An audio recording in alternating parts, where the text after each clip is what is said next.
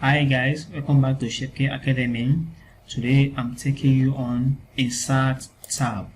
So on Insert tab, we'll be discussing the page. So this page includes three commands. We have the cover page, the blank page, and the page break. So these three commands have their different functions. So this cover page allows us to insert a cover page or a beginning of letter or a beginning of letter to our document.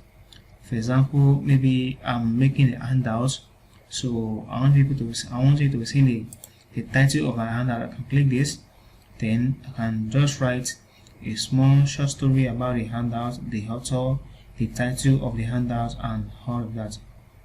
So if you don't want this template, you can also come and scroll down. You see a lot of templates on Microsoft Word. You can select this, that.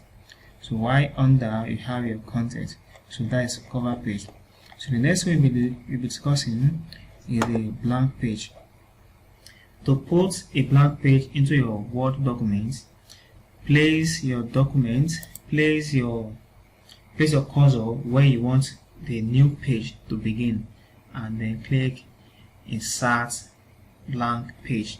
For example, now I've got to this place here, then I need a new page to start my Word. So what I have to do is to click on Blank Document. Automatically it will create a new page for me. You see that? Or you can just be here and press Ctrl.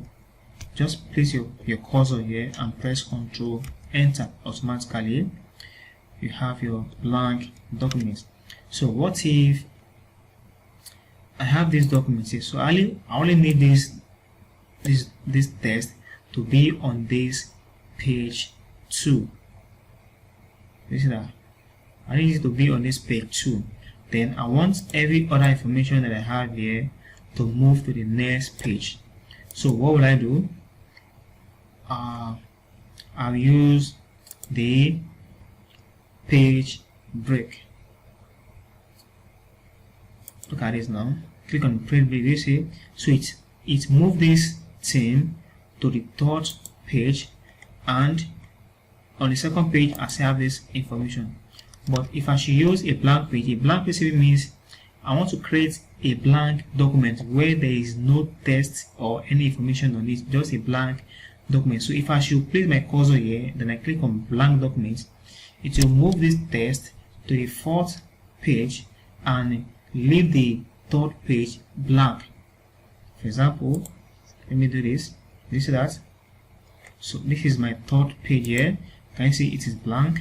Then if I scroll down to my third page, my fourth page, I have my Word. So here I can start a fresh document and start typing. So I don't want this third page content to mix up with this. So that is why I do so. And you can also create a new page by using your shortcut key. If you place your cursor here, then you hit Ctrl Enter on your keyboard to create a blank page for you. You see that? So I mean, it will move this text to it will break the page for you. You see that? To break the page for you. So that is break page. So if I also need to break this text, maybe I want all of this to stop here, then I want this look to start from a new paragraph. So what will I do? Just place your cursor here, then click on page break.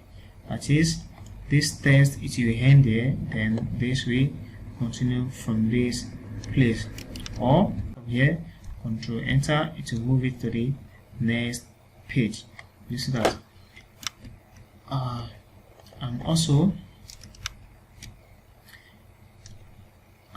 you can also separate. Maybe you want this stuff to stand alone and you want this stuff to be on a separate line. So you can just place your cursor in between them like this, then you press Enter. So if you still need a more space from there, you can press enter again. So this will give it a space. So that means you have this text standing alone. So if you want to delete this stuff, you can just place your cursor to at the back of this loop or at the front of this document. So if you place your cursor at the back of this document, if you press delete on your keyboard, automatically it will join them together. But if you place your cursor at the front of this loop, what I'm going to use is what you're going to use your backspace. So the difference between backspace and delete: backspace deletes backward, while delete what? Forward. I believe this is clear. So that is that on cover page, blank page, and page break. Thank you. Subscribe to my channel, comment and like. God bless you and God bless me.